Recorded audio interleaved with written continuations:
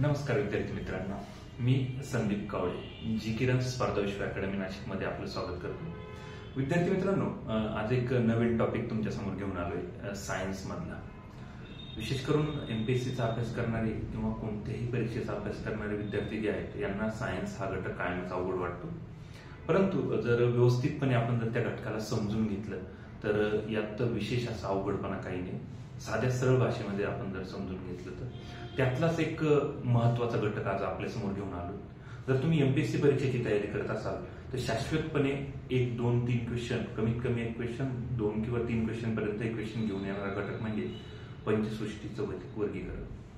सजीव जे आहे हे एकूण 5 किंगडम मध्ये 5 सृष्टींमध्ये वर्गीकृत करण्यात आले.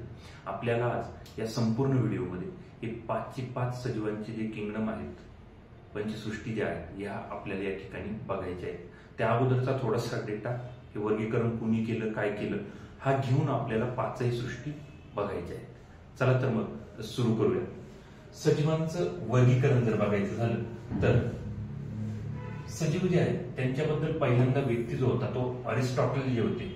या अरिस्टॉटल यांनी सजीवांच्या वर्गीकरणाबद्दलचा जर भाग बघितला तर जगात सर्वात अगोदर सजीवांच्या वर्गीकरणाचा प्रयत्न कोणी केला होता तर तो अरिस्टॉटलने केला होता. त्याला जीवशास्त्राचा जनक असंही म्हटलं जातं. अरिस्टॉटलला जीवशास्त्राचं जनक असंही म्हटलं जातं. त्याला प्राणीशास्त्राचा म्हणजे झुलॉजीचा जनक असंही म्हटलं जातं. लक्षात असू द्या, अरिस्टॉटलने 2 गटात वर्गीकरण केलं होतं. बेसिकली अरिस्टॉटलने सजीवांचं वर्गीकरण हे 2 गटांमध्ये केल्याचं आपल्याला दिसून येतं. अरिस्टॉटल म्हणाले होते की सजीव जे आहेत हे एकतर प्राणी आहेत, त्यांच्यामध्ये त्यांनी म्हटलं होतं लाल रक्त असणारे प्राणी, आणि दुसरा घटक म्हटला होता लाल रक्त नसणारे प्राणी. अरिस्टॉटलने प्राण्यांचे 2च गटांमध्ये वर्गीकरण केलं, एक लाल रक्त असणारे, दुसरे लाल रक्त नसणारे. त्यानंतर त्यांनी वनस्पती ज्या आहेत त्या 3 गटांमध्ये वर्गीकृत केल्या: गवत, झुडूप, झाड, हर्ब्स, श्रब्स अँड ट्रीज. या 3 गटांमध्ये वनस्पतींना त्यांनी वर्गीकृत केल्याचं आपल्याला दिसून येईल. त्यानंतर दुसरे सायंटिस्ट जे आले होते आपल्यासाठी महत्वाचे, ते म्हणजे थिओफ्रास्टस. थिओफ्रास्टिस जे आहे यांनी म्हटलं होतं की यांना वनस्पती शास्त्राचं जनक म्हणतात. वनस्पती शास्त्राचं जनक कोण? थिओफ्रास्टिस, फादर ऑफ बॉटनी आपण म्हणतो. यांनाच एन्शियंट प्लांट टॅक्सॉनॉमीचे जनक पण म्हणतात.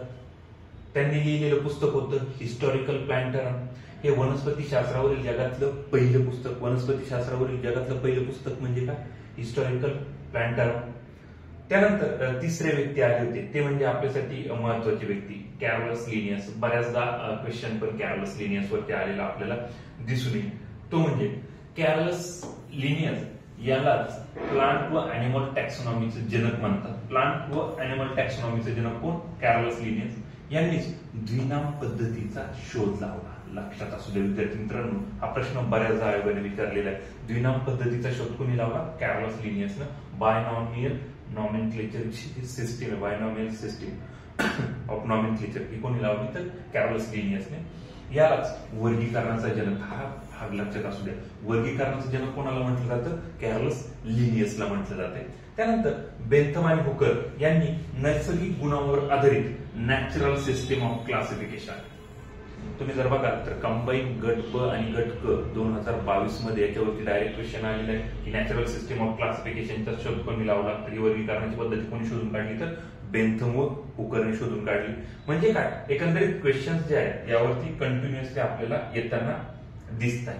त्यानंतर या शास्त्रज्ञांनी काही गोष्टी ज्या सांगितल्या त्या जर बघायच्या झाल्या तर आपण जर सगळे सायंटिस्ट बघितले की ज्यांनी वर्गीकरणाबद्दल काही बोललेले, जे पहिले सायंटिस्ट होते कार्लस लिनियस.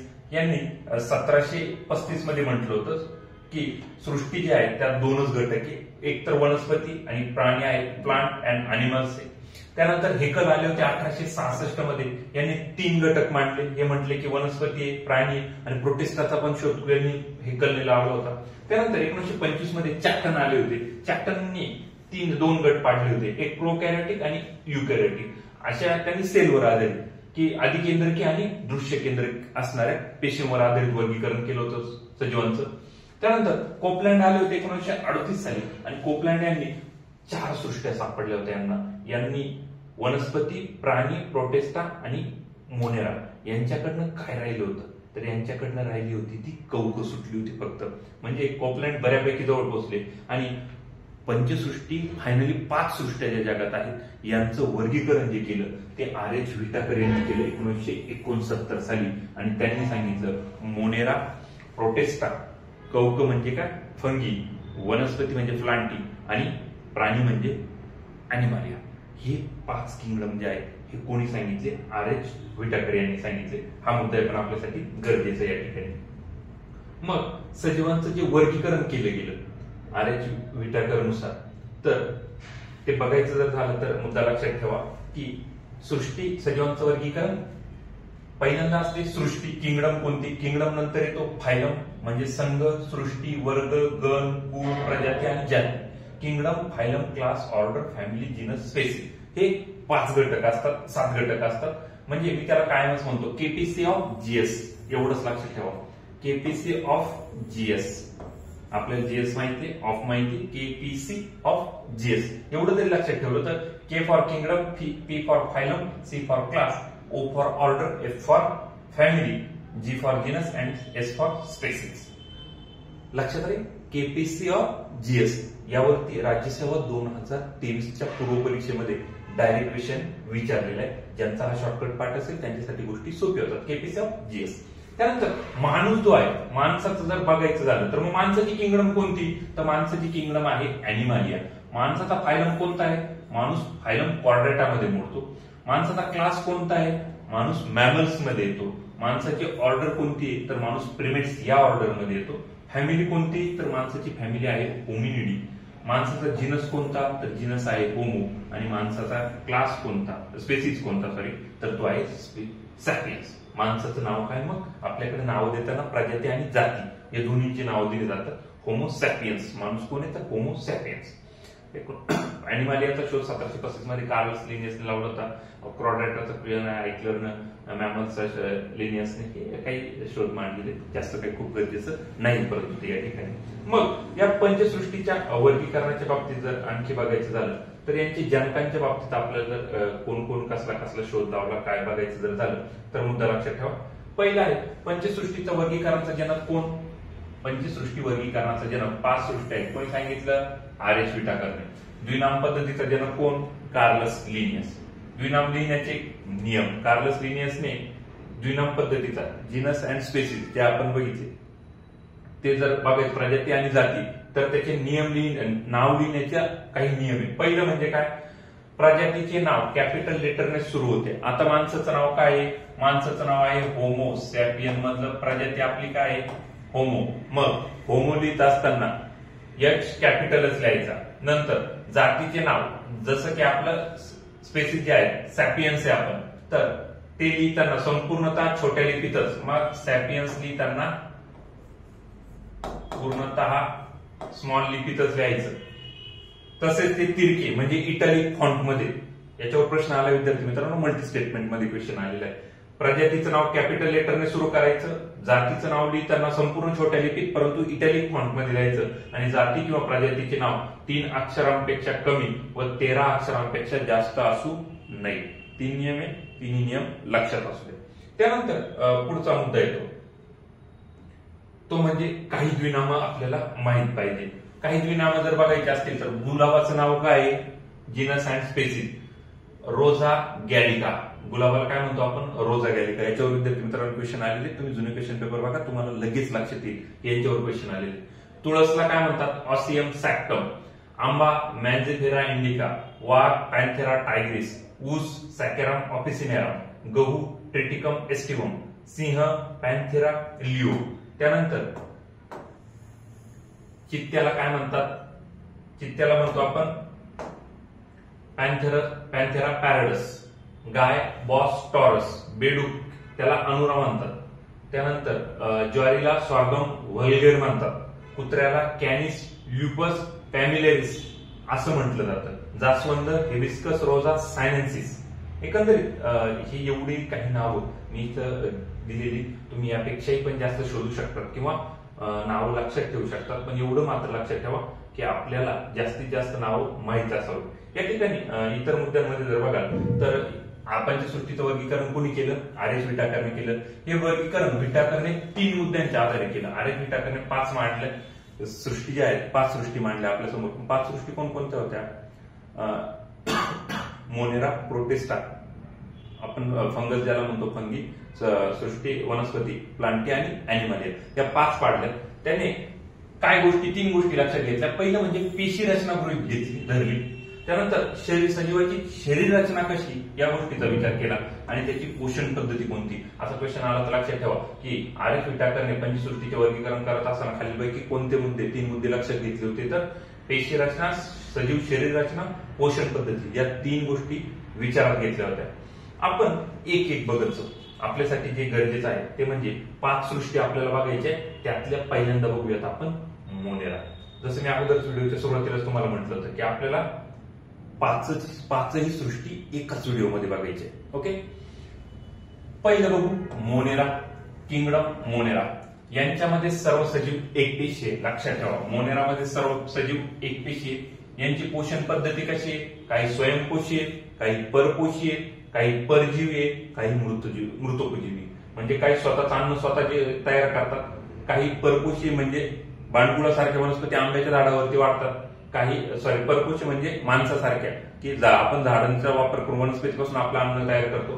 परजीवी ते म्हणजे बांडगुळासारखे जे दुसऱ्याच्या जीवावरती जगतात। मृतोपजीवी म्हणजे काय? मेलेल्या गोष्टींचा अन्न म्हणून वापर करतात। या प्रकारामध्ये सगळ्या प्रकारात मोनेरा आढळतात। यांच्या पेशी केंद्रक नसते, यांच्या पेशीमध्ये, यांच्या सेलमध्ये न्यूक्लियस नसतो। असं तर काय असतं? पटलवीर आहे, त्याला सेल वॉल नसतं। उदाहरणार्थ काय? बॅक्टेरिया, जीवाणू हे कसलं उदाहरण आहे? जीवाणू हे मोनेराचं उदाहरण आहे, पक्क लक्षात ठेवा। बॅक्टेरियाचा शोध कोणी लावला? बॅक्टेरियाचा शोध लिवेनहॉकने या शास्त्रज्ञाने लावला होता। लिवेनहॉक यांना जीवाणूशास्त्राचं जनक प्रश्न येऊन गेला। जीवाणूशास्त्राचं जनक कोणाला म्हणतात?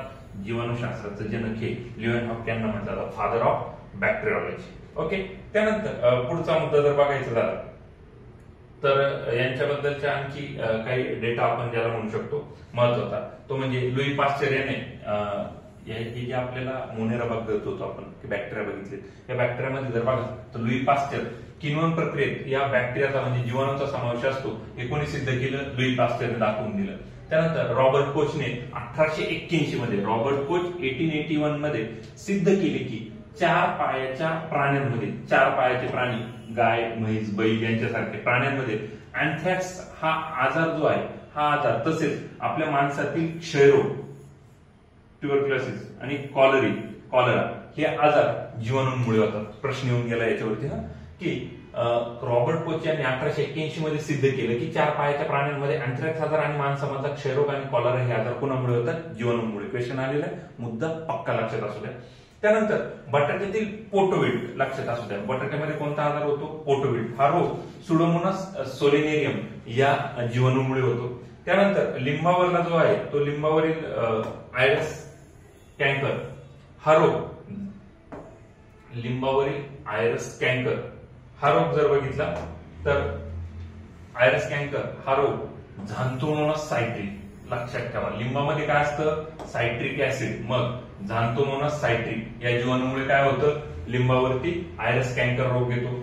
गावावरील कोरोनाबॅक्टेरियम ट्रिटिकाय या जीवाणूमुळे येतो। गावावरील जे काही रोग असतात, गावावरती लक्षात असू द्या, गावावरती जे काही रोग येतात ते ट्रिटिकाय या फॅमिलीमधले आहेत, त्याच्यामुळे स्पेसिस जो आहे तो ट्रिटिकाय, त्या स्पेसिस ट्रिटिकाय मधनं येतात। मग आपल्यासाठी काही म्हणजे गहू म्हटलं की ट्रिटिकाय लक्षात ठेवा, तुम्हाला क्वेश्चन सोडवायला अतिशय सोपा जाईल। लिंबावरती सायट्रिक, झांथोमोनास सायट्रिक। त्यानंतर जीवाणू सगळेच काही तोट्यातले अशाचा भाग नाही, विषाणूच फक्त आपल्यासाठी सर्व तोट्यातले आहेत किंवा एकही विषाणू आपल्यासाठी फायद्याचा नाही। काही जीवाणू फायदेशीर आहे। पहिला म्हणजे अझोटोबॅक्टर रायझोबियम नायट्रोजन स्थिरीकरण करतात। अझोटोबॅक्टर आणि रायझोबियम हे कुठे वापरतात? नायट्रोजन स्थिरीकरण करतात। शिंबाधारी म्हणजे काय? शेंगा येणाऱ्या वनस्पतींच्या मुळांवरती गाठी असतात, या त्या गाठींमध्ये हे अझोटोबॅक्टर रायझोबियम जीवाणू असतात, जे नायट्रोजन जो आपला पृथ्वीवरती अवेलेबल आहे त्याला स्थिर करतात आणि वनस्पतींच्या उपयोगात येईल अशा फॉर्म मध्ये ते कन्वर्ट करतात। शिंबेधारी म्हणजे शेंगा येणाऱ्या, भुईमुगाच्या शेंगाच्या मुळे तुम्ही बघा, तुम्ही मुगाच्या शेंगा, मुगाचं झाड बघा, उडीदाचं झाड बघा, यांच्या मुळांवरती तुम्हाला दिसेल की हरभऱ्याच्या झाडाच्या मुळामध्ये परंतु गाठी गाठी आलेले दिसतात, त्यांच्यामध्ये नायट्रोजन स्टोअर होतो. त्यानंतर लॅक्टोबॅसिलस हे कुठे आढळतात? लॅक्टोबॅसिलस जीवाणू दह्यामध्ये आढळतात. स्ट्रेप्टोकोकस ग्रिसल जो आहे हा स्ट्रेप्टोमायसिन हे प्रतिजैविक तयार करण्यासाठी वापरला जातो अँटीबायोटिक. त्यानंतर अझोटोबॅक्टर अझेटी. अझोटोबॅक्टर अझेटी कशासाठी वापरतात? तर अझोटोबॅक्टर अझेटी हा जीवाणू साखरेच्या द्रावणाचं व्हिनेगारमध्ये रूपांतर करण्यासाठी याचा वापर करतात. लक्षात ठेवा, व्हिनेगार म्हणजे काय? 10% acetic acid is called as vinegar. 8% आलं तरी ऍसिटिक ऍसिड म्हणतात त्याला. म्हणजे व्हिनेगार म्हणजे काय? तर 10% and or 8% acetic acid is called as vinegar. Azotobacter aceti हा साखरेचं पाणी केलं आणि त्याच्यामध्ये जर हा जीवाणू जर टाकला तर त्या साखरेच्या द्रावणाचं रूपांतर व्हिनेगारमध्ये कोण करतं? तर अझोटोबॅक्टर अझेटी मार्फत केलं जातं. त्यानंतर पुढचा मुद्दा जर बघायचा झाला तर मोनेराचे प्रकार पडतात. तुम्ही जर बघाल तर या मोनेरामध्ये काही प्रकार दिसतील आपल्याला. पहिले जर बघायचं झालं तर 3 प्रकार दिसतात त्याच्यामध्ये. यू बॅक्टेरिया, आपण बघितलेले जीवाणू, आणि तिसरे म्हणजे ऍक्टिनोमायसिन. यू बॅक्टेरिया म्हणजे काय? या यू बॅक्टेरियालाच आधुनिक जीवाणू असे म्हणतात. प्रश्न आलेला, आधुनिक जीवाणू कोणाला म्हणतात? आधुनिक जीवाणू यू बॅक्टेरियाला म्हणतात. यांचा तंत्रज्ञानामध्ये मायक्रोबायोलॉजीमध्ये वापर होतो. उदाहरणार्थ रायझोबियम, अझोटोबॅक्टर हे काय? यू बॅक्टेरिया जीवाणू तर आपण जस्ट बघितलं. त्यानंतर ऍक्टिनोमायसिन काय? तर हे विनाक्षी श्वसन करणारे जीवाणू आहेत. विनाक्षी श्वसन, ज्यांच्या श्वसनासाठी ऑक्सिजन लागत नाही असे मोनेरम आहेत, त्यांना ऍक्टिनोमायसिन म्हणतात. उदाहरणार्थ स्ट्रेप्टोमायसिन. स्ट्रेप्टोमायसिन कसलं उदाहरण आहे? तर स्ट्रेप्टोमायसिन ऍक्टिनोमायसिनचं उदाहरण असल्याचं आपल्याला या ठिकाणी दिसून येतं. त्यानंतर बॅसिलस हा जर तुम्ही जीवाणू बघाल तर हा तंबाखूच्या पानात सुगंध निर्मितीसाठी, थोडासा वादातीत शब्द आहे, तंबाखूला सुगंध असतो का? परंतु ठीक आहे, सायंटिफिकली अवेलेबल आहे म्हणून लक्षात ठेवा. तंबाखूच्या पानामध्ये जो काही वास आहे, सुगंध तुम्ही ज्याला काही म्हणा, तर तो कशामुळे येतो? तर बॅसिलस या जीवाणूमुळे येतो. हा मुद्दा आपल्यासाठी गरजेचा आहे. त्यानंतर चौथा प्रकार जो यांचा पडतोय आपल्यासाठी गरजेचा जीवाणूंचा, तो म्हणजे आर्कीबॅक्टेरिया. जीवाणूंचा चौथा प्रकार काय? आर्कीबॅक्टेरिया. आर्कीबॅक्टेरिया आपल्यासाठी महत्वाचा आहे. यांना प्राचीन सजीव म्हणतात. यू बॅक्टेरिया बघितले ते आधुनिक सजीव, हे प्राचीन सजीव आर्कीबॅक्टेरिया जे आहेत ते प्राचीन सजीव जीवाश्म म्हणतात यांना. हे मिथेनची निर्मिती करतात. आर्कीबॅक्टेरिया कशाची निर्मिती करतात? आर्कीबॅक्टेरिया मिथेनची निर्मिती करतात. पाचवा प्रकार जो आहे तो म्हणजे सायनोबॅक्टेरिया. प्रकाश संश्लेषण करणारे प्रथम सजीव. पृथ्वी तलावरती प्रकाश संश्लेषण करणारे प्रथम सजीव कोण? तर सायनोबॅक्टेरिया. उदाहरण काय सायनोबॅक्टेरियाचं? नीलहरित शैवाल, ब्ल्यू ग्रीन अल्गी, नॉस्टॉक, अॅनाबिना ही नावं लक्षात ठेवा की नीलहरित शैवाल, नॉस्टॉक, अॅनाबिना हे कसले? सायनोबॅक्टेरियाचे. हे जीवाणू नायट्रोजन स्थिरीकरण करतात. प्रश्न खूप वेळेस साहेबांनी यांच्यावरती रिपिटेटिव्हली विचारले, त्यामुळे मुद्दे लक्षात असू द्या. त्यानंतर पहिला आपण बघितला तो म्हणजे मोनेरा. पहिली सृष्टी बघितली पंचसृष्टीतली मोनेरा. मोनेराबद्दल तेवढा डेटा आपल्यासाठी गरजेचा आहे असं मी म्हणेन. त्यानंतर दुसरी सृष्टी जी आहे, दुसरी सृष्टी आपल्याला बघायची ती म्हणजे प्रोटिस्टा. Kingdom protista. एक पेशीय सजीव असतात प्रोटिस्टा मधले. पाण्यात वास्तव्य करतात, पाण्यात राहतात. स्वयंपोषी तसेच परपोषी दोन्ही ठिकाणी दोन्ही स्वरूपात आढळतात. उदाहरणार्थ काय? Paramecium, amoeba. लक्षात असू द्या, पॅरामेशियम आणि अमिबा. पॅरामेशियम बघितलेला असेल तुम्ही किंवा डायग्रामॅटिकली तरी बघितलेला असेल की स्लीपरच्या आकाराचा असा पॅरामेशियम असतो. तर पॅरामेशियम अमिबाचा तर शेपलेस आहे, त्याचा काही वाद नाही. स्वयंपोषीचे उदाहरण काय याच्यामध्ये? तर एक असं उदाहरण आहे प्रोटिस्टाचं जे स्वयंपोषी, ते म्हणजे डायटॉमस ही वनस्पती प्रोटिस्टामध्ये मोडते आणि ही स्वयंपोषी आहे. लक्षात असू द्या. त्यानंतर याच्या बाबतीत इतर डेटा जर बघायचं झालं म्हणजे सगळ्यात महत्वाचा डेटा कुणाच्या बाबतीत? तर अमिबाच्या बाबतीत. अमिबासाठी आपल्याला एक्स्ट्रा डेटा माहित असावा अशी माझी इच्छा आहे. अमिबा आपल्याला एवढंच माहिती का शेपलेस प्राणी, परंतु लक्षात ठेवा एकपेशीय प्राणी ज्याच्यामध्ये ऊती व अवयव नसतात. पहिला मुद्दा क्लिअर असू द्या. अमिबा एकपेशीय प्राणी ज्याच्यामध्ये ऊती व अवयव नसतात. आयोगाने एक मल्टी स्टेटमेंट अमिबावर विचारलेला आहे की तो फक्त प्रोटिस्टामध्ये येतो, इथे माहिती संपत नाही. त्याच्यानंतर आणखी माहिती असू द्या. सर्व प्राण्यांमध्ये प्राचीन व सामान्य प्राणी कोणता आहे? अमिबा आहे. छद्मपादाचा वापर हालचालीसाठी करतो. हालचालीसाठी काय वापरतो? छद्मपाद वापरले जातात. विशिष्ट आकार नसतो. आपल्याला माहिती गोड्या पाण्यात आढळतो, खाऱ्या पाण्यात अमिबा आढळत नाही, समुद्राच्या पाण्यात नाही आढळत. हा फक्त गोड्या पाण्यात आढळणार आहे. हा मुद्दा इथे लक्षात असू द्या. त्यानंतर प्रोटोझोआ संघातील रायडोपोडा या गटात याचा समावेश होतो. प्रोटोझोन्स मध्ये रायडोपोडा लक्षात ठेवा, रायडोपोडा या गटात त्याचा समावेश होतो. आणि एंटामिबा हिस्टोलिटिकामुळे, एंटामिबा हिस्टोलिटिका याच्यामुळे माणसाला आमांशाचा विकार होतो. पोट असं मुरडा मारून येणं आपण ज्याला म्हणतो ना आमांश, हे त्याला आपण अमिबियासिस म्हणतात आपल्या इंग्लिशमध्ये. तर हा आमांश म्हणजे अमिबियासिस जो आजार आहे हा कशामुळे होतो, तर एंटामिबा हिस्टोलिटिका या अमिबोमुळे होतो. ओके, हा डेटा पण लक्षात असू द्या, आयोगाने विचारलेला डेटा आहे, त्यामुळे इथे असणं गरजेचं आहे. बऱ्याचदा आपण वरवरचा डेटा बघून जातो आणि आयोग थोडंसं खोलामध्ये जातं आणि मग आपण म्हणतो की क्वेश्चन कुठून आला मला माहित नव्हता. त्यामुळे डेटा बघितलेला असू द्या. पुढे तिसरी सृष्टी आपल्यासाठी गरजेची ती म्हणजे फंगी, कवक सृष्टी, कवक किंगडम फंगी, फंगस बघायची आपल्याला. यांच्या अभ्यासाला काय म्हणतात, मायकोलॉजी. कवकांच्या अभ्यासाला मायकोलॉजी असे म्हणतात. हे विविध कोशी असतात, यांच्यात विविध कोशी दिसतात. यांचे शरीर कवक तंतूंपासून बनलेलं असतं. यांचं शरीर कशापासून बनलेलं असतं, कवक तंतूंपासून बनलेलं असतं. कवकाची पेशीव्यक्तिका जो सेलवॉल जी आहे ती कशापासून बनलेली असते, कवकाची सेलवॉल ही कायटिन पासून बनलेली असते. कवकी त्यांचे अन्न ग्लायकोजनच्या स्वरूपात साठवून ठेवतात. माणसामध्ये पण जर जास्त ग्लुकोज असेल तर ते ग्लायकोजनच्या स्वरूपात लिव्हरमध्ये साठवलं जातं. एक्झॅक्टली कवकांमध्ये पण, फंगसमध्ये पण एक्स्ट्राचं जे अन्न जे आहे ते ग्लायकोजनच्या स्वरूपात साठवून ठेवलं जातं. उदाहरणं जर बघायची झाली याची, तर कवकांमध्ये आपल्यासाठी गरजेचा भाग आहे तो म्हणजे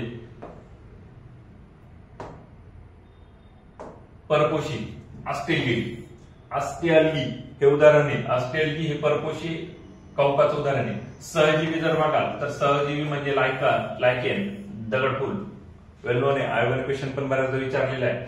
कवक व शैवाल यांच्या एकत्रित वाढीतून लायकेनची निर्मिती होते. कवक आणि शैवाल हे दोघं जण एकत्र येतात आणि त्याच्यापासून काय मिळतं आपल्याला, लायकेन मिळतं. दगडफूल मसाल्याच्या पदार्थांमध्ये आपण बघतो बघा, तर ते लायकेन. शैवाल अन्न तयार करते आणि कवक काय करतं, पाणी व क्षार शोषून घेतं. शैवाल खालच्या बाजूला आहे आणि कवक खालच्या बाजूला आहे आणि शैवाल वरच्या बाजूला आहे.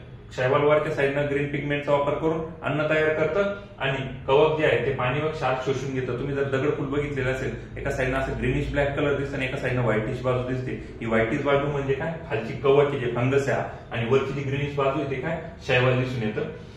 ज्या भागात प्रदूषण वाढते त्या भागात लायकेन दिसून येतात. कारण का, सल्फर डायऑक्साईड जिथे वाढला की तिथे लायकेन वाढलेले दिसतात. म्हणून प्रदूषण जर वाढलं की लायकेनची वाढ होते. याच्यावर क्वेश्चन पण आयोगाने विचारलेले विद्यार्थी मित्रांनो.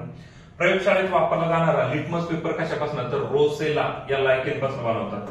प्रयोगशाळेचा जो लिटमस पेपर आहे तो रोसेला या लायकेन पासून बनवलेला असतो.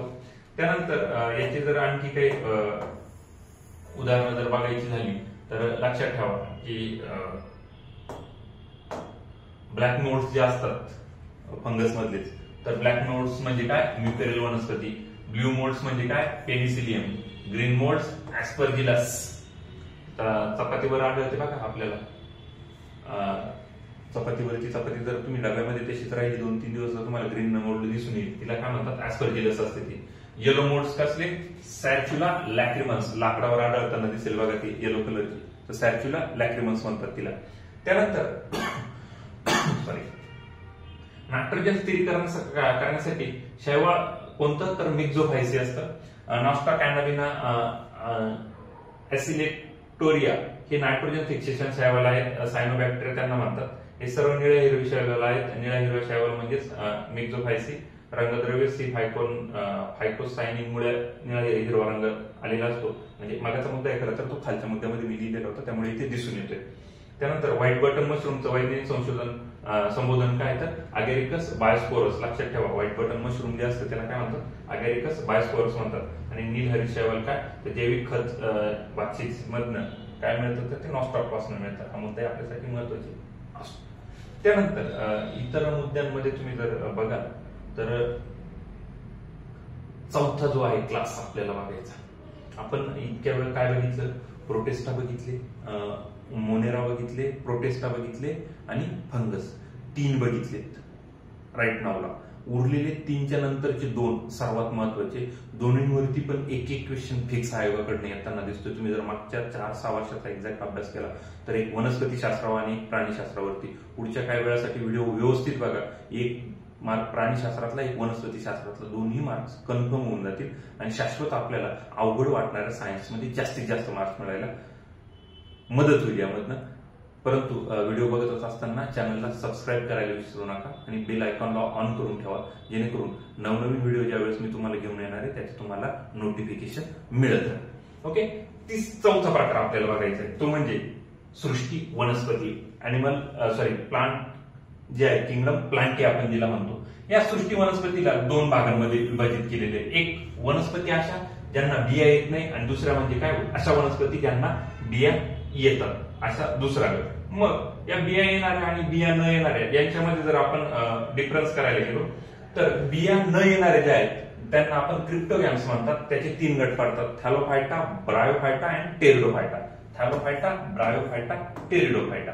आणि बीजपत्री वनस्पती ज्यांना बिया येत आहेत यांचे परत 2 फेनोरगॅम्सचे, आपण क्रिप्टोगॅम्स बघितले, फेनोरगॅम्सचे परत 2 भाग पडतात, एक जिम्नोस्पर्म आणि अँजिओस्पर्म, अनवृत्त बीजी आणि आवृत्त बीजी.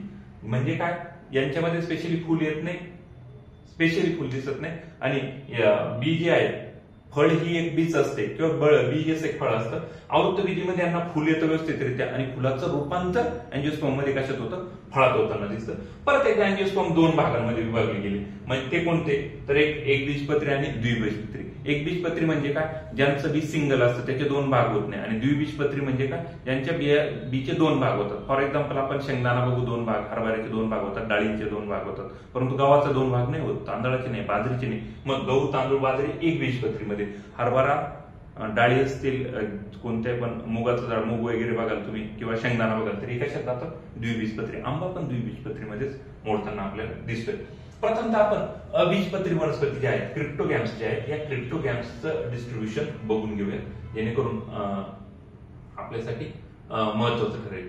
हे क्रिप्टोगॅम्स जे आहेत यांना आपण डिस्ट्रीब्युशन बघू, हे आपल्यासाठी गरजेचे आहे. मी म्हणेन गरजेचे इन द सेन्स, याच्यावरती विद्यार्थी मित्रांनो तुम्ही जर मागच्या आयोगाच्या क्वेश्चन्स मध्ये जर बघाल तर सर्वाधिक क्वेश्चन या 3 घटकांवरती आपल्याला विचारले दिसतात. त्यामुळे हा मुद्दा व्यवस्थित बघून घ्या. ऍज इट इज क्वेश्चन येतो. आता 1 डिसेंबर 2024 ला जी राज्यसेवा झाली, तर 1 डिसेंबर 2024 ला पण एक क्वेश्चन यावरतीच ब्रायोफायटावरती ऍज इट इज आलेलं आहे, ते पण मी तुम्हाला दाखवून देतो या ठिकाणी. पहिले बघायचं आपल्याला थॅलोफायटा. यांच्यामध्ये संवहनी ऊती नसतात, शरीर मऊ असते. थॅलोफायटामध्ये संवहनी ऊती नसतात, ब्रायोफायटामध्ये पण संवहनी ऊती नसतात आणि टेरिडोफायटामध्ये संवहनी ऊती असतात. वॉटर व्हॅस्क्युलर ज्याला आपण म्हणतो त्या. व्हॅस्क्युलर टिश्यू ज्याला आपण, संवहनी ऊती म्हणजे काय, vascular tissue. Vascular tissue Thallophyta आणि ब्रायोफायटामध्ये नसतात, टेरिडोफायटामध्ये व्हॅस्क्युलर टिश्यू असतात. थॅलोफायटाचं शरीर मऊ असतं, ब्रायोफायटाचं मऊ प्लस चपटे असते, टेरिडोफायटाचं शरीर वृक्षाप्रमाणे असतं, झाडासारखं असतं. त्यानंतर थॅलोफायटामध्ये जर बघाल तर मूळ खोड पाणी नसतं त्यांच्यामध्ये. ब्रायोफायटामध्ये मूळ खोड पान असतं, परंतु कसं असतं, आभासी असतं, खोटे असते. टेरिडोफायटामध्ये जर बघाल तर खरी खोड पान मूळ झाडासारखं असते. थॅलोफायटामध्ये बघाल तर पाण्यात राहतात, उदाहरणार्थ शैवाल. थॅलोफायटा पाण्यात राहणारे. ब्रायोफायटा म्हणजे काय, पाणी व जमीन दोन्ही ठिकाणी राहतं, म्हणून यांना वनस्पती सृष्टीतील उभयचर अँफिबियन्स म्हणतात. उदाहरणार्थ काय, फ्युनेरिया. याचं काय उदाहरण बघितलं आपण, शैवाल थॅलोफायटाचं, फ्युनेरिया कसलं उदाहरण, ब्रायोफायटाचं. इतर पण उदाहरण आहे त्याच्यामध्ये. म्हणजे काय, 1 डिसेंबर 2024 ला राज्यसेवेच्या पेपरमध्ये तुम्ही जर बघितलं तर क्वेश्चन काय होता, वनस्पती सृष्टीतील उभयचर खालीलपैकी कोणत्या प्रजातीला म्हटलं जातं, तर ब्रायोफायटाला म्हटलं जातं. ऍज इट इज क्वेश्चन आलेलं. त्यानंतर यांच्यामध्ये जर बघितलं तर हे जमिनीवरती राहतात. पहिले थॅलोफायटा फक्त पाण्यात राहतात, ब्रायोफायटा जमीन व पाणी दोन्ही ठिकाणी राहतात आणि टेरिडोफायटा जमिनीवरती राहतात, उदाहरणार्थ फर्न किंवा नेचे आपण ज्यांना म्हणतो. त्यामध्ये इकडे जर बघाल तर शेवाळामध्ये बघितलं तर क्लोरोफायसी म्हणजे हिरवे शेवाळ, त्यानंतर सायनोफायसी म्हणजे काय, ब्ल्यू ग्रीन अल्गी, फिओफायसी म्हणजे ब्राऊन शेवाळ, फिकोझॅन्थिन हे रंगद्रव्य असते यांच्यामध्ये फिओफायसी मध्ये, आणि झॅन्थोफायसी म्हणजे काय, पिवळे हिरवे शैवाल. याच्यावर क्वेश्चन आलेला आहे ना, झॅन्थोफायसी म्हणजे काय, पिवळे हिरवे शैवाल, मुद्दा लक्षात ठेवा. त्यानंतर यांच्यामध्ये टेरिडोफायटामध्ये प्रकार पडतात, ते वर्ग पडतात. इकोसेटिन, लिकोपोडिन आणि फिलिसिन हे त्यांचे इतर 3 गट पण पडतात. लक्षात ठेवा, टेरिडोफायटा आणखी 3 वर्गांमध्ये कसं तर इकोसेटिन, लिकोपोडिन आणि फिलिसिन हे 3 गट पण याच्यामध्ये पडतात. मुद्दा लक्षात असू दे, जर विचारायचं आयोगाने थोडंसं खोलावर जाऊन तर आपल्याला माहित असावं. मी एकच म्हणले इथे हॅलोफायटा, ब्रायोफायटा, टेरिडोफायटामध्ये यांच्यामध्ये व्हॅस्क्युलर टिश्यू नसतात, समनी ऊती नसतात दोघांमध्ये. टेरिडोफायटामध्ये असतात, शरीर मऊ असतं, मऊ व चपटं. तिकडे वृक्षाप्रमाणे मूळ खोड पाणी याच्यात नसतात, याच्यात असतात परंतु खोटे असतात, त्याच्यामध्ये खरे असतात. हे पाण्यात राहतात, हे पाण्यात जमिनीवर राहतात, हे फक्त जमिनीवर राहतात. ओके, व्यवस्थित लक्षात ठेवा. याचं उदाहरण शैवाल, याचं उदाहरण फ्युनारिया, त्याचा फर्न किंवा नेचे. ओके, ठीक आहे. नंतर पुढचा भाग आपल्यासाठी गरजेचा जर बघा तर तो म्हणजे वनस्पती सृष्टीतील अनवृत्त बीजी आपल्याला बघायचे. त्या ठिकाणी अनवृत्त बीजी बिया येणार आहे. त्याच्यामधला पहिला बघायचा आहे तो म्हणजे अनवृत्त बीजी जिम्नोस्पर्म. 2 भाग बघितले होते, जिम्नोस्पर्म आणि अँजिओस्पर्म. जिम्नोस्पर्म ही संज्ञा कोणी वापरली तर थिओफ्रॅक्स यांनी वापरली होती. ह्या ज्या आहेत सदाहरित बहुवार्षिक 1 वर्षापेक्षा जास्त दिवसांच्या वनस्पती, यांच्या खोड्यांना फांद्या येत नाही. या काही अनवृत्त बीजी यांना जिवंत जीवाश्म म्हणून पण ओळखलं जातं. प्रश्न आलेला लक्षात ठेवा. खालीपैकी कोणाला जिवंत जीवाश्म म्हणून ओळखलं जातं तर अनवृत्त बीजींना म्हटलं जातं. यांच्या डोक्यावर पानाचा मुकुट असतो. तुम्ही क्रिसमस ट्री बघितलेला असेल, सायकांचं झाड जर बघितलं असेल, चायनीज पाम आपण ज्याला म्हणतो, तर या झाडांची उदाहरणे त्यांना नर व मादी फुले वेगवेगळ्या बीजपत्रांवर येतात. यांना फळ येत नाही, त्यांचे बीज हेच एक फळ असतं. उदाहरणार्थ काय सायकस, पायनस, देवदार ही याची उदाहरणं असल्याचे आपल्याला दिसून येतात. त्यानंतर सायकसच्या खोडापासून काय बनवतात? सायकसच्या खोडापासून साबुदाणा बनवतात. पाईन वृक्षापासून टर्पेंटाईन बनवतात. सायकस पासूनच झाडू व दोर पण बनवले जातात. आणि सॅमिना पिग्मी ही सर्वात लहान अनवृत्त बीजी वनस्पती. लक्षात ठेवा, सॅमिना पिग्मी ही सर्वात छोटी, सर्वात लहान अनवृत्त बीजी एक वनस्पती आहे. त्यानंतर दुसरे बघायचे ते आपल्याला ते म्हणजे अँजिओस्पर्म्स. अँजिओस्पर्मच्या बाबतीत जर बघा तर अँजिओस्पर्म झाडांना फुले येतात व फळांच्या आतमध्ये काय असतात, बिया असतात, त्यांना अँजिओस्पर्म्स म्हणतात. यांच्या बाबतीत जर बघा तर यांचे 2 प्रकार मी मागाशी कसं म्हटलं तुम्हाला, हे एकतर मोनोकॉटिलोडॉन आणि डायकॉटिलोडॉन या 2 प्रकारामध्ये दिसून येतात. एकबीजपत्री आणि द्विबीजपत्री.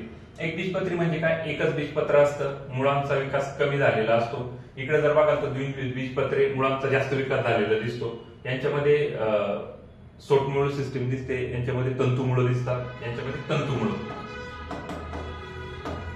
इकडे तंतुमुळे असतात, इकडे सोटमुळ असतात, दिसून येतं आपल्याला. फुलांना 3 व 3च्या पटीत पाकळ्या असल्याचं आपल्याला दिसून येतं. तिकडे 4 व 4च्या पटीत किंवा 5च्या पटीत पाकळ्या दिसतात. यांना पानांना समांतर शिरा असतात. यांच्यामध्ये एकबीजपत्रीमध्ये पानांना समांतर शिरा असतात. समांतर शिरा म्हणजे कशा, पान असं असतं आणि मग त्याला अशा अशा अशा शिरा आपल्याला दिसून येतात, त्याला समांतर शिरा म्हणतात. इकडे जाळीदार पानं असतात. जाळीदार पान म्हणजे कसं, आपण पिंपळाचं पान बघितलेलं बघा, याच्यामध्ये जाळी झाल्यासारखं दिसेल. हे जाळीदार पानं असतात. त्यांच्यामध्ये यांचं खोड आवासी असतं. आवासी म्हणजे खोटं खोड असतं. तुम्ही मक्याचं खोड बघा, ज्वारीचं खोड बघा, गव्हाचं, भाताचं खोड आवासी पोकळ खोड असतं. आणि यांचं खोड मात्र मजबूत असतं. तुम्ही हरभऱ्याच्या झाडाचे खोड घ्या, मजबूत दिसेल तुम्हाला. इव्हन तुम्ही थोडंसं पुढे जाऊन आंबट चिंचाचं झाड बघा, आंब्याचं झाड बघा, यांची खोड मजबूत असतात.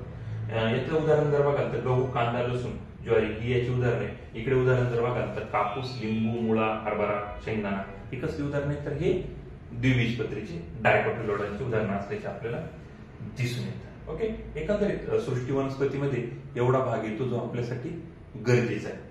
त्यानंतर पुढचा भाग जर बघायचा झाला तर आपल्यासाठी महत्वाचा भाग मी म्हणेन तो म्हणजे प्राणी. वनस्पती झाला 1 मार्काचा पार्ट. विद्यार्थी मित्रांनो लक्ष ठेवा, व्यवस्थित बघितलेला असू द्या. त्यानंतर दुसरा आहे तो प्राणी वर्गीकरण, किंगडम ॲनिमालिया. प्राणी वर्गीकरण शेवटचा जो येतात, आतापर्यंत आपण मोनेरा बघितले, प्रोटिस्टा बघितले, फंगस बघितले आणि वनस्पती सृष्टी वनस्पती बघितली. आता बघायचे आपल्याला ते ॲनिमालिया बघायची. ॲनिमालियामध्ये जर बघाल तर 2 प्रकार पडतात. प्राणी 2, प्रोटोझोआ आणि मेटाझोआ. मेटाझोन्स ते जर प्रोटोझोन्स तर ठीक आहे. मेटाझोन्स जे आहेत हे 2 भागांमध्ये पडतात. एक असमपृष्ठरज्जू इनव्हर्टिब्रेट्स, पाठीचा मणका नसलेले, आणि समपृष्ठरज्जू व्हर्टिब्रेट्स ज्यांच्यामध्ये पाठीचा मणका दिसून येतो आपल्याला. हे इनव्हर्टिब्रेट्स जे आहेत यांचे मात्र 10 गट पडतात. पोरीफेरा, प्लॅटिहेल्मिंथिस, ॲनिलिडा, मोलुस्का, इकायनोडर्मेटा, स्लेंट्रेटा, नेमॅटोहेल्मिंथिस, आर्थ्रोपोडा, हेमिकॉर्डेटा आणि क्वाड्रेटा. याच्यामध्ये सर्वाधिक क्वेश्चन जे आहेत विद्यार्थी मित्रांनो ते आपण जर बघितली ॲनिलिडा, मोलुस्का आणि आर्थ्रोपोडा या 3 गटांवरती आयोगाचं सर्वाधिक लक्ष राहिलेलं आपण हे व्यवस्थित बघणं गरजेचं आहे. त्यानंतर समपृष्ठरज्जूमध्ये जर बघाल तर सायक्लोस्टोमॅटा येतात, पायसेस म्हणजे मासे येतात, रेप्टालिया म्हणजे सरपटणारे प्राणी येतात. त्यानंतर अँफिबियन्स मध्ये जमिनीवरती आणि पाण्यावरती दोन्ही ठिकाणी राहणारे, एव्ज म्हणजे पक्षी येतात आणि मॅमिलियन म्हणजे स्तनधारी प्राणी आपण ज्यांना म्हणतो जे बाळाला जन्म देतात, हे मॅमिलियन्स मध्ये येतात. एक एक बघत जाऊ आपण, कारण एक एक मुद्दा जर क्लिअर असला तर कुठलीही अडचण येत नाही. आपण या साईडला प्रोटोझोन्स बघितले होते. प्रोटोझोन्स अगोदर बघून घेऊ. प्राणी पहिल्यांदा वर्गीकरण प्राण्यांचं कशामध्ये होतं? प्रोटोझोन्स मध्ये दिसतात. तर प्रोटोझोन्सच्या बाबतीत जर बघायचं झालं, यांना पृथ्वीवरील आदिजीव म्हणतात. प्रोटोझोन्स म्हणजे काय? आदिजीव. या संघात 30,000पेक्षा जास्त जातींचा समावेश होतो. या संघातील प्राणी एकपेशी असून त्यांचा आकार 0.001 मिलीमीटर पासून 5 मिलीमीटर पर्यंत त्यांचा आकार आढळतो आपल्याला. यांच्या शरीरात अवयव नसतात. उदाहरणार्थ काय? पॅरामिशियम, अॅमिबा, युग्लिना आपण मागे शिकत बघितले प्रोटिस्टामध्ये. या गटातील अँटीमिबा कोलाई हा माणसाच्या मोठ्या आतड्यात राहतो व इतर जीवाणूंना खातो. अँटीमिबा जीवनजैलिस याच्यामुळे माणसात पायरिया हा आजार होतो. आणि हिरवा प्रोटोझोआला काय म्हणतात? युग्लिना म्हणतात. इथं विचारलं गेले हिरवा प्रोटोझोआला कोणाला म्हणतात? युग्लिनाला म्हटलं जातं. ओके, ठीक आहे. त्यानंतर नेक्स्ट पार्ट आपल्यासाठी खऱ्या अर्थानं प्राणी वर्गीकरण जे चालू होतं ते इनव्हर्टिब्रेट्स पासून चालू होतं. इनव्हर्टिब्रेट्सचे एकूण 10 संघ आहेत. त्यातला आपल्याला फायलम पाहायला बघायचा आहे, तो फायलम पोरीफेरा. पोरी म्हणजे काय? पोर्स. पोर्स म्हणजे छिद्र. यांच्या शरीरावर छिद्रे असतात. यांना सर्वसाधारण स्पंज म्हणतात. स्पंज कोणाला म्हणतात? स्पंज आकाराचे असतात म्हणून संघ पोरीफेराला स्पंज म्हणतात. हे बहुपेशीय प्राणी आहेत, मल्टीसेल्युलर आहेत. शरीर रचना असममित असते. असिमेट्रिक म्हणजे काय? जर शरीराच्या मधोमध 2 भाग केले तर सारखे भाग तयार होत नाही यांच्यामध्ये. त्यानंतर उदाहरणार्थ काय? सायकॉन, स्पंजिला, युप्लेटेमा, आयलोनिमा यांना समुद्री स्पंज. सर्व स्पंज मध्ये ऑस्टिया असतात. सर्व स्पंज मध्ये ऑस्टिया जे असतात, ऑस्टिया माहिती ना, अशा बाहेर निघालेल्या अशा केसांसारखा भाग, त्याला ऑस्टिया म्हणतात. सर्व स्पंजांमध्ये ऑस्टिया आढळतात. त्यानंतर दुसरा जो संघ येतो आपल्यासाठी गरजेचा भाग, पहिला बघितला तो संघ पोरीफेरा. लक्षात ठेवा इथं काय? स्पंज शरीरावर छिद्रे असतात, यांना सर्वसाधारण काय म्हणतात? स्पंज म्हणतात. उदाहरण पण माहिती असू द्यात, जास्त क्वेश्चन नाही त्यांच्यावर. दुसरा आहे तो फायलम संघ सिलेंट्रेटा. सिलेंट्रेटा मध्ये जर बघायचं झालं, या संघाला निडोरा असंही म्हणतात. सिलेंट्रेटाला निडोरा असे म्हणतात. हे प्राणी बहुपेशी आहेत. शरीरावर एक मुख असते व त्याभोवती शुंडके असतात. यांचे प्रजनन मुक्लायन या अलैंगिक पद्धतीने व युग्मकाद्वारे लैंगिक पद्धतीने, अशा दोनही पद्धतीने. अलैंगिक पद्धतीने म्हणाल तर मुक्लायन होतं आणि युग्मकाद्वारे म्हणाल तर लैंगिक प्रजनन, असे दोन्ही होतं. या संघातील सिकोरल्स व सिॲनिमॉन हे प्राणी समूहाने राहतात. तर हायड्रा, जेलीफिश हे प्राणी एकटे राहतात. उदाहरण लक्षात ठेवा. हायड्रामध्ये अमरत्व ही संकल्पना दिसते. हायड्रा जर बघितला तर हायड्रा कसा असतो? तर हायड्रा जर बेसिकली बघा तर हायड्रामध्ये असा प्रकार दिसेल तुम्हाला. प्रॉपर डायग्राम घेतो.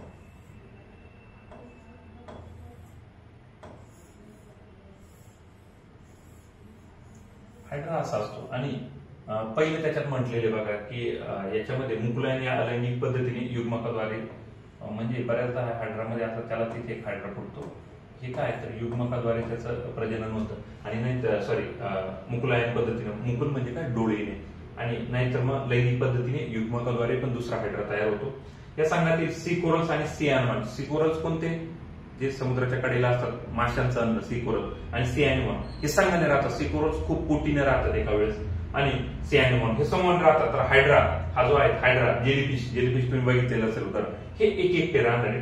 हायड्रामध्ये अमरत्व संकल्पना. हा हायड्रा कधीच मरत नाही असं म्हणतात. हा क्वेश्चन आयोगाने पण विचारला. अमरत्व संकल्पना खालीलपैकी कोणामध्ये आढळते? तर अमरत्व ही संकल्पना हायड्रामध्ये असल्याची आपल्याला दिसून येते. त्यानंतर संघ प्लॅटिहेल्मिंथिस आपल्याला बघायचा आहे. तिसरा संघ आपल्यासाठी महत्वाचा आहे तो म्हणजे संघ प्लॅटिहेल्मिंथिस. प्लॅटिहेल्मिंथिसच्या बाबतीत जर बघाल तुम्ही तर प्लॅटिहेल्मिंथिसच्या बाबतीत मुद्दा दिसून येईल. यांचे शरीर चपटक, त्रिस्तरीय, द्विपार्श्व सममित, चपटे शरीर असते, त्रिस्तरीय. यांचं शरीर 3 स्तरांमध्ये विभागलेलं दिसतं, डोकं, पोट, शेपूट या टाईप मध्ये. आणि द्विपार्श्व सममित, खालनं वर्ण सारखे दिसतील. हे मानव तसेच इतर प्राण्यांमध्ये आजार निर्माण करतात. प्लॅटिहेल्मिंथेस आपल्यामध्ये आजार निर्माण करतात. हे परजीवी असतात, म्हणजे माणसाच्या शरीरात जातात आणि त्याचं अन्न खातात. यांचे शरीर एक्टोडर्म, एंडोडर्म आणि मेसोडर्म या 3 भागांमध्ये विभाजित झालेले असते. पचन संस्था कमकुवत असते. आता आईचं खाणारे म्हटल्यानंतर पचन संस्था जर ग्लुकोजच घेणार आहे पुढच्याच डायरेक्ट, तर कमकुवत असली काय, मजबूत असण्याची गरज नाही. मजबूत पचन संस्था कोणाची लागते? ज्यांना अन्न कच्चं शिजवलेलं खायचंय, ते पचवायचंय, त्यांना मजबूत लागते. परंतु जर दुसऱ्याचं ग्लुकोजच उचलणार असेल तर कमकुवतच असणार. श्वसन संस्था व उपचार संस्था नसते, यांच्यात रेस्पिरेशन सिस्टीम नसते आणि उत्सर्जन संस्था ज्याला आपण एक्सक्रिटरी सिस्टीम म्हणतो याचाही पण भाग नसतो. उदाहरणार्थ काय, लिव्हर फ्लू, प्लॅनेरिया आणि ट्रायकिनाला उदाहरण लक्षात ठेवा. प्लॅनेरिया, ट्रायकिला, लिव्हर फ्लू ही याची उदाहरणे. अजून एक क्वेश्चन विचारला मागचे 4-6 वर्ष त्याच्यावरती, याच मुद्द्यांवरती मल्टी स्टेटमेंट क्वेश्चन आलेला आहे. त्यानंतर पुढचा आपल्यासाठी गरजेचा तो संघ निमॅटोहेल्मिंथेस, ज्याला निमॅटोडा म्हणतात. धाग्यासारखा कृमीचा यामध्ये समावेश होतो. शरीर त्रिस्तरीय, द्विपार्श्वसमित, लांबट व दंडाकृती असते. शरीरात आभासी खोटी देवगोप असते, पोकळ सारखं वाटतं परंतु ऍक्च्युअल मध्ये नसतं. उदाहरणार्थ काय, आस्कॅरिस आणि उचेरिया, माणसाच्या शरीरात आढळणारे हे जंत त्यांना काय म्हणतात, ते कोणत्या गटात येतात? निमॅटोहेल्मिंथेस मध्ये येतात. आस्कॅरिस जे आहेत या लहान मुलांमध्ये ऍस्केरियासिस हा आजार होतो. मादी ऍस्केरिसिसचा आकार हा नर ऍस्केरिस पेक्षा थोडासा मोठा असतो. मादी मोठी असते, नाही तर सहसा करून नर मोठी दिसतात, मादी छोटी दिसते. ऍस्केरिस मध्ये मात्र मादी मोठी, नर छोटा आहे. मुद्दा लक्षात असू दे. उचेरिया, यामुळे फायलेरिया हा आजार होतो. प्रश्न आलेला आहे उचेरियामुळे काय? उचेरिया बँक्रॉप्टी तुम्हाला पुढे तरी दिसलं आजार आपल्याला बघायचे, तिथे उचेरिया बँक्रॉप्टीचा परत समावेश येणार आहे. 5वा बघायचा आहे, 10 मधला पुढचा आपल्यासाठी 5वा जो आहे तो संघ ऍनिलिडा. याच्यावरती क्वेश्चनची संख्या भरपूर आहे, त्यामुळे हा आपल्याला व्यवस्थितपणे लक्षात ठेवणं गरजेचं आहे. यांच्या शरीरात देह, गुफा व इंद्रिय संस्था असते. अगोदरच उदाहरण सांगून देतो. याचं उदाहरण म्हणजे गांडूळ, ऍनिलिडा. हे प्राणी उपकाद्वारे उत्सर्जन करतात. उपक म्हणजे काय? किडनी. हे किडनीद्वारे उत्सर्जन करतात. श्वसन त्वचा किंवा कल्याणद्वारे केले जाते. यांच्यामध्ये श्वसन त्वचा, कल्याण मातीत असले की त्वचेमार्फत पण चालतं. या संघातील एफ्रोडाइट या प्राण्याला काय म्हणतात? समुद्री चिवा. विचारला गेलेला आहे. एफ्रोडाइटला समुद्री चिवा म्हणतात. उदाहरणार्थ काय? गांडूळ, नेरिस, लीच. उदाहरण काय? गांडूळ, नेरिस, लीच. गांडूळ आपल्या दळणवळणासाठी कशाचा वापर करतो? सिटी. लक्षात ठेवा, आयोगाचं क्वेश्चन पण आलेलं आहे. गांडूळ त्याच्या दळणवळणासाठी सिटीचा. शरीरात देह, गुफा व इंद्रिय संस्था असते. प्राणी गुप्काद्वारे, किडनीद्वारे उत्सर्जन करतात. श्वसन त्वचा आणि कल्याणद्वारे करतात. संघातील एफ्रोडाइटला समुद्री चिवा म्हणतात. उदाहरणार्थ गांडूळ, नेरिस, लीच. गांडूळ आपल्या दळणवळणासाठी कशाचा वापर करतो? सिटी या अवयवाचा वापर करतो. खूप वेळेस साहेबांनी क्वेश्चन विचारले. मल्टी स्टेटमेंट, वन लाईनर सगळ्या प्रकारात क्वेश्चन आहे, त्यामुळे पक्का लक्षात ठेवा. त्यानंतर पुढचा जो संघ आहे 6वा, जसं वरती ऍनिलिडा बघितला तसाच हा पण बघायचा आहे, महत्वाचा आहे हा पण आपल्यासाठी. तो म्हणजे आर्थ्रोपोडा. जगातील सर्वात मोठा संघ कोणता? आर्थ्रोपोडा. 10 लाखापेक्षा जास्त जातींचा याच्यामध्ये समावेश होतो. या संघातील प्राण्यांचे शरीर डोकं, छाती, पोट या 3 भागांमध्ये विभागलेले असते. किडे मकोडे जे आहेत ते इथे येतात. या संघात सर्व कीटकांचा समावेश होतो. हे प्राणी लैंगिक प्रजनन करतात आणि एकलिंगी असतात, म्हणजे नर आणि मादी वेगवेगळे असतात त्यांच्यामध्ये. यांच्या शरीराचे बाह्य आवरण कायटिन पासून बनलेलं असतं. झुरळ वगैरे तुम्ही कोटिंग बघाल, किड्यांचं कोटिंग बघाल, वरती कडक भाग असतो तो काय असतं? कायटिन पासून बनलेलं असतं. यांच्या शरीराचे बाह्य आवरण कायटिन पासून बनलेलं असते. शरीर सममित असते, सिमेट्रिक शरीर असतं, म्हणजे 2 डोळे असतात, 2 पंख असतात, दिसतील तुम्हाला व्यवस्थितपणे. यांचे शरीर खंडीय असते, म्हणजे सहसा करून 2 भाग दिसतात. डोकं दिसतं आणि पाठीमागं धड दिसतं नॉर्मली तुम्ही जर बघाल. उदाहरणार्थ काय? विंचू, कोळी, स्पायडरमॅन. विंचू, झिंगा, माशी, आपली उडणारी घरातली माशी, डास, गोम, झुरळ, फुलपाखरू सुद्धा आर्थ्रोपोडामध्ये कीटके. पक्षी वगैरे नाही, पक्क लक्षात असू द्या, मिसकन्सेप्ट नसावी. ओके. त्यानंतर पुढे येतात ते 6 बघितले. 7वा जो आहे तो संघ मोलुस्का. संघ मोलुस्कावरती नंबर ऑफ क्वेश्चनची संख्या आजपर्यंत खूप जास्त आहे. ऍनिलिडा, आर्थ्रोपोडा, मोलुस्का 3ही आपले पाठ पाहिजे, एवढाच डेटा लक्षात ठेवा. याच्या बाहेर क्वेश्चन येत नाही आयोगाकडनं राईट नावला. संघ मोलुस्कामध्ये जर बघा तर जगातील 2ऱ्या क्रमांकाचा सर्वात मोठा संघ कोणता? तर संघ मोलुस्का असल्याचा आपल्याला दिसून येतो. या प्राण्याचे शरीर कसं असतं? शरीर मऊ असल्याचं आपल्याला, मऊ शरीराचे असतात. हे मोलुस्का जे आहेत हे मऊ शरीराचे असतात. त्या कावकाच्या या संघातील बऱ्याच प्राण्यांच्या पाठीवर कवच असतं, शंख. कवच म्हणजे काय? शंख आढळतं मोलस्कामध्ये. आपण बघितलं ना, गोगलगाईच्या पाठीवरती पण आपल्याला शंख असल्याचं आढळून येतं. त्या कवचाच्या अभ्यासाला आपण काय म्हणतो? शंखशास्त्राच्या अभ्यासाला कॉन्कोलॉजी म्हणतात. शंखशास्त्राच्या अभ्यासाला कॉन्कोलॉजी असं म्हणतात. जमीन व पाणी दोन्ही ठिकाणी राहू शकतात. जमिनीत आणि पाणी, गोगलगाय दोन्ही ठिकाणी राहते. यांची अन्ननलिका यू आकाराची असते. मोलस्काची अन्ननलिका यू आकाराची. श्वसन कल्ले किंवा फुफ्फुस यांच्या मार्फत केले जाते. प्रचलनासाठी मांसल पाय असतात. मांसल पाय, मऊ पाय असतात त्यांच्याकडे. प्रचलन म्हणजे काय? चालण्यासाठी. यांचे शरीर लाल, हिरवे किंवा रंगहीन असते. म्हणजे यांच्या शरीरात ऍक्च्युली यांचं शरीर लाल, हिरवं किंवा रंगहीन असते. या संघातील प्राण्यांच्या रक्ताचा रंग हिमोसायनिन. लक्षात ठेवा, क्वेश्चन आलेला आहे. या प्राण्यांतील शरीराचा रक्ताचा रंग हिमोसायनिन द्रव्यामुळे असतो. यांच्या शरीरात उत्सर्जनासाठी किडनी असते. उदाहरणार्थ सेपियन, ऑक्टोपस, शिंपला, पायला, गोगलगाय हे उदाहरण. मोलस्का पक्का लक्षात ठेवा. एवढेच मुद्दे लक्षात ठेवा. याच्या बाहेर मोलस्कावरती राईट नावला एकदा क्वेश्चन आलेला नाही. एवढेच मुद्दे बघून ठेवा. याच्या बाहेर काहीच बघू नका. त्यानंतर संघ इकायनोडर्माटा 8वा. शरीर रचना त्रिस्तरीय असते. सममित प्राणी. शरीरावर कॅल्शियम कार्बोनेटचे कठीण कवच असते. उत्सर्जनासाठी यांच्या शरीरात कोणताही अवयव नसतो. तारामासा, सिकुकुंबर, सिआर्चिन.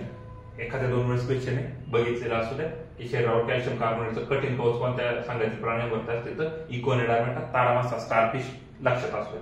आणि 9वा जो आहे तो संघ हेमिकॉर्डेटा. पाण्यात बिळ करून राहणारे प्राणी कोणते? हेमिकॉर्डेटा. शरीर त्रिस्तरीय व अखंड असते, नॉनस्टॉप असतं.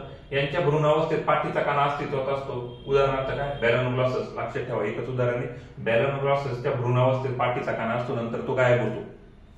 हेमिकॉर्डेटा. आणि शेवटचा येतो ते कॉर्डेटा. पाठीचा कणा असतो यांच्यामध्ये. यांचे शरीर डोके, मान, धड, शेपूट 4 खंडांमध्ये विभागलेले असते. आणि बंद रक्ताभिसरण संस्था सापडते. इकडे सगळ्याकडे ओपन सापडते, इकडे क्लोज सापडते. उदाहरणार्थ काय? देवघोडा हा कॉर्डेटा या गटात मोडताना आपल्याला दिसून येतो. ओके, हे बघितले असमपृष्ठ रज्जू. पुढचे येतात ते समपृष्ठ रज्जू, व्हर्टिब्रेट्स. माणसाला आपल्याला जसा पाठीचा मणका आहे तसे पाठीचे मणके असणाऱ्यांमध्ये जर बघा तर पहिले आहेत संघ सायक्लोस्टोमॅटा. हे सागरी निवासी प्राणी आहेत. यांच्या शरीरात जबडा नसतो तर चुनीमुख असतं. आणि उदाहरणार्थ काय? मिक्झिन, पेट्रोमायझिन. चुनीमुख म्हणजे काय? छोटंसं पुढच्या साईडला गोल असल्यासारखं ज्याला आपण म्हणतो. त्यानंतर दुसरे येतात ते पायसेस. पायसेसवर नंबर ऑफ क्वेश्चन्स भरपूर आहेत. पायसेस म्हणजे काय? मासे. वर्ग पायसेस, मासे. या वर्गात माशांचा समावेश होतो. हे प्राणी शीतरक्ताचे. मासे कोणते? शीतरक्ताचे. शीतरक्त आणि उष्ण रक्त, अगोदरच कॉन्सेप्ट क्लिअर असू द्या. शीतरक्ताचे प्राणी म्हणजे कोणते प्राणी? ज्या प्राण्यांच्या शरीराचं तापमान, रक्ताचं तापमान हे वातावरणासोबत बदलतं त्यांना शीतरक्ताचे प्राणी म्हणतात. आणि उष्ण रक्ताचे प्राणी म्हणजे कोणते? तर आपल्यासारखं ज्यांचं वातावरणासोबत वातावरणाचं तापमान बदललं की त्यांच्या शरीराचं तापमान बदलत नाही. आपलं जवळपास 36 ते 37 डिग्री सेल्सिअस टेम्परेचर जे आहे हे कॉन्स्टंट आहे. कुठेही जा तुम्ही. म्हणजे काय? त्यांचं शरीर टेम्परेचर मेंटेन करतं. ज्या प्राण्यांचं वातावरणाच्या तापमानासोबत तापमान बदलतं शरीराचं ते शीतरक्ताचे. ज्यांच्या शरीराचं तापमान वातावरणाच्या तापमानासोबत बदलत नाही ते उष्ण रक्ताचे प्राणी आपण म्हणू शकतो. त्यानंतर माशांमध्ये जर बघाल तर यांच्या शरीरावर खवले असतात. हृदय 2 कप्प्यांचं असतं. शरीरात अशुद्ध रक्त फिरवलं जातं. 2च कप्प्यांचे 2 कप्पे असले का अशुद्ध रक्त फिरणार आहे. उदाहरणार्थ शार्क, रोहू, कटला ही याची उदाहरणं असल्याचं आपल्याला दिसून येतं. तिसरा वर्ग येतो तो वर्ग उभयचर. बऱ्याचदा क्वेश्चन आहे. अँफिबियन्स. लक्षात ठेवा, वर्ग अँफिबियन्स. हे शीतरक्ताचे प्राणी असतात. त्वचा चिकट असते. शीतरक्ताची आणि यांची त्वचा कशी असते? चिकट असते. शरीरावर केस, खवले, पंख नसतात. यांच्या शरीरावरती केस, खवले, पंख काहीच आढळत नाही. पुढचे पाय आखूड तर मागचे पाय मोठे असतात. बेडूक आठवला तुम्हाला? उभयचर मधलं. हृदय 3 कप्प्यांचं असतं यांचं. हृदय 3 कंपार्टमेंटचं असतं. कुणाचं? उभयचरचं. पाण्यात राहणारे 2 कप्प्यांचे. उभयचरांमध्ये 3 कप्प्यांचं. भ्रूणावस्थेत श्वसन कल्याणमार्फत. तुम्ही पाण्यामध्ये बेडकाची पिल्लं बघितली असेल. भ्रूणावस्थेत कल्याणमार्फत होते. तर विकसित अवस्थेत त्वचा तसेच फुफ्फुसामार्फत. बाहेर आले वातावरणात की फुफ्फुसामार्फत. मातीत पावसाळा संपला, मातीत लपून बसले की त्वचेमार्फत श्वसन करतात. उदाहरणार्थ काय? बेडूक, टोड. ऍक्च्युली कासव हे उभयचरणे हा मुद्दा या ठिकाणी नमूद करावासा वाटतो की बेडूक आणि टोड याची उदाहरणामध्ये येतात. कासव हे सरीसृपांमध्ये जातं, कासव उभयचर मध्ये येत नाही, लक्षात असू द्या. कारण उभयचरची एक व्याख्या जी आहे, जे प्राणी जमीन आणि पाणी या दोन्ही ठिकाणी राहतात तसेच त्यांचं श्वसन कल्याणमार्फत, त्वचेमार्फत किंवा फुफ्फुसाद्वारे तिन्हीपैकी कोणत्याही दोन पद्धतीने होतं, त्यांना उभयचर म्हणतात. आता तुम्ही जर बघाल तर बेडकामध्ये पाण्यात असला तर कल्याणमार्फत पाण्यात जेव्हा असतो त्यावेळेस प्रौढ पण तुम्ही जर बघाल, पण लहानचा मोठा झाला की मग त्याचं त्वचेमार्फत आणि फुफ्फुसामार्फत दोन्ही मार्फत श्वसन चालतं. परंतु कासवामध्ये श्वसन हे फुफ्फुसामार्फतच होतं, त्वचेमार्फत श्वसन करायला नाही. त्यामुळे कासव उभयचर मध्ये नाही. आयोगाने मागच्या वर्षी पण क्वेश्चन विचारलेला आहे, उगाच फसायचं नाही, कासव तिकडे टाकायचं नाही, कासव हे सरीसृप आहे, लक्षात असू द्या. त्यानंतर चौथा वर्ग येतो तो म्हणजे सरीसृप. हे प्राणी शीतरक्ताचे व सरपटणारे, यांचं रक्त शीते, यांचं वातावरणासोबत तापमान बदलतं. यांचे हृदय 3 कप्प्यांचं असतं. अपवाद मगर 4 कप्प्यांचं, अपवाद आहे मगरीचा, नाहीतर मगर पण सरीसृपांमध्ये. उदाहरणार्थ पाल मगर, कासव, साप, सारडा, अजगर. ड्रॅको या प्राण्याला काय म्हणतात? उडती पाल म्हणतात. हे उदाहरण विचारलेलं पण नाही असं नाही, ते पण लक्षात असू द्या. त्यानंतर पुढे जर बघाल तर पुढचा मुद्दा जो येतो तो वर्ग एव्स, पक्षी. उष्ण रक्ती असतात, हृदय 4 कप्प्यांचं असतं. यांच्यामध्ये जर बघाल तर हृदय 4 कप्प्यांचं दिसतं. उष्ण रक्ती असतात म्हणजे काय? हॉट ब्लडेड अॅनिमल, आपल्यासारखे, की ज्यांचं वातावरणासोबत तापमान बदलत नाही. एकलिंगी व अंडज असतात. एकलिंगी असतात, मेल फिमेल वेगवेगळे असतात आणि हे पिलांना जन्म देत नाही तर अंडी देतात पक्षी. या वर्गातील सर्वात मोठे अंडे शहामृगाचे आहेत. सर्वात छोटे अंडे हमिंग बर्ड या पक्षाचं असतं. उडण्यासाठी पुढील 2 पायांचं रूपांतर कशात झालेले? पंखांमध्ये झालेले. उडण्यासाठी वजन कमी राहावे म्हणून हाडे पोकळ असतात त्यांच्यामध्ये. फार पक्ष्यांमधली हाडं फार पोकळ दिसून येतात. आणि सर्वात शेवटचे जे येतात खाली तर ते म्हणजे सस्तन प्राणी, आपल्यासारखे, माणसासारखे, गाय, बैल, माणूस, गाय, माणूस दिसतात त्यांच्यासारखे. हे उष्ण रक्ती प्राणी आहेत. सहसा करून भूचर असतात, सहसा करून जमिनीवरती राहतात. अपवाद वटवाघूळ यांच्यासारखी, सील, अपवाद वटवाघूळ. सील पाण्यात पण राहतो आणि वटवाघूळ झाडावरती राहतो. पिलांना जन्म देतात. हे आपण बघितले, डायरेक्ट पिलांना जन्म देतात. यांच्या मादीच्या शरीरावर दुग्धग्रंथी असतात, बाळांना दूध पाजलं जातं. हृदय 4 कप्प्यांचं असतं. शरीरात शुद्ध रक्ताचं वहन केलं जातं. आणि या वर्गातील अंडी देणारे प्राणी कोणते? एकिडाना आणि बल्बिन प्लॅटिपस. लक्षात ठेवा, एकिडाना आणि बल्बिन प्लॅटिपस हे 2 कसले उदाहरण आहेत? तर बल्बिन प्लॅटिपस हे 2 उदाहरणं आहेत की जे अंडे देतात आणि मग अंड्यामधनं पिल्लू बाहेर येतात. हे अपवाद आहे फक्त की सस्तन प्राण्यांमध्ये अंडी देणारे प्राणी कोणते? एकिडाना आणि बल्बिन प्लॅटिपस. याच्यात पण 3 गट पडतात ऍक्च्युली. हे मॅमल्स जे आहेत, सस्तन जे आहेत म्हणजे कोणते? मॅमल्स आपण ज्यांना म्हणतो. तर मॅमल्स मध्ये 3 गट पडतात. प्रोटोथेरिया. प्रोटोथेरिया म्हणजे काय? स्तनधारी प्राणी, अंडी देणारे प्राणी आणि यांना बाह्य कर्ण असतात. उदाहरणार्थ एकिडाना. हे स्तनधारी, अंडी देणारे, एकिडाना याचं उदाहरण आहे. नंतर मेटॅथेरियामध्ये, प्रोटोथेरिया बघितली. मेटॅथेरियामध्ये कोणतं येतं? अपरिपक्व, परिपक्व नाही, अपरिपक्व पिलांना जन्म देणारे आणि यांना बाह्य कर्ण असतात. तुम्ही उदाहरण कांगारू बघितलं असेल, कांगारूला कान आहेत परंतु अपरिपक्व, त्याच्या सॅकमध्ये एम्ब्रियो डेव्हलप होतो छोटासा आणि मग पिलाचं रूपांतर मोठं होतं. आणि युथेरिया म्हणजे काय? विकसित पिले जन्माला घालतात आणि यांना बाह्य कान यांना पण असतात. उदाहरणार्थ काय? माणूस, वाघ, गाय, कुत्रा, सिंह ही कसली तर विकसित पिलांना जन्म देणारे आहे. एकंदरीत विद्यार्थी मित्रांनो इथे जर विचार केला तर पंचसृष्टीच्या वर्गीकरणामध्ये टोटली तर तुम्हाला एक गोष्ट इथे दिसून येईल किंवा नमूद करू वाटते मला की पंचसृष्टीचं वर्गीकरण हे जर तुम्ही एमपीएससीचा अभ्यास करत असाल किंवा कोणत्याही स्पर्धा परीक्षेचा जर अभ्यास करत असाल तर पंचसृष्टी वर्गीकरणाला तुम्ही बाजूला ठेवू शकत नाही. जर एमपीएससी कंबाईन एक्झामिनेशनची तयारी करत असाल तर 2 ते 3 क्वेश्चन मिनिमम याच सेक्टरवरती येत आहेत. हा व्हिडिओ जर तुम्ही पूर्णतः क्लिअर बघितलेला असेल, यातला प्रत्येक मुद्दा जर तुमचा क्लिअर असेल, जर नसेल तर व्हिडिओ क्लिअर बघा. या संदर्भात कुठलीही काही अडचण असेल तर मी तुम्हाला मोबाईल नंबर प्रोव्हाइड करतो, त्यावरती संपर्क साधा. स्पर्धा विश्व अकॅडमी नाशिकमध्ये इथे एमपीएससी कंबाईन राज्यसेवा याच्या ऑफलाईन बॅचेस पण घेतल्या जातात. जर कुणाची इच्छा असेल, काही अडचण असेल तर नक्की संपर्क साधा. या सर्व ज्या नोट्स आहेत या आपल्या नोट्स इथे मी रन करून तुम्हाला फक्त व्हिडिओच्या माध्यमातून दाखवण्याचा प्रयत्न केलेला आहे. फक्त एकच आहे की जर सायन्स अवघड वाटत असतील तर काही घटक फोकस करणं गरजेचं आहे आणि त्यामध्ये पंचसृष्टीचं वर्गीकरण हा घटक आपण बाजूला ठेवू शकत नाही. पंचसृष्टीच्या वर्गीकरणाचा घटक जोपर्यंत आपण कव्हर करत नाही तोपर्यंत आपल्याला सायन्स या घटकामध्ये जास्तीत जास्त मार्क मिळू शकत नाही. या संदर्भात काही अडचण असेल सायन्सच्या संदर्भात तर स्पर्धा विश्व अकॅडमी यांच्याशी संपर्क जर साधायचा असेल तर 8624029807 या नंबरवरती व्हॉट्सअप करा, मेसेज करा किंवा कॉल करा. आपली जी काही अडचण असेल ती सोडवण्याचा आमच्या मार्फत पुरेपूर प्रयत्न करा. Okay, thank you.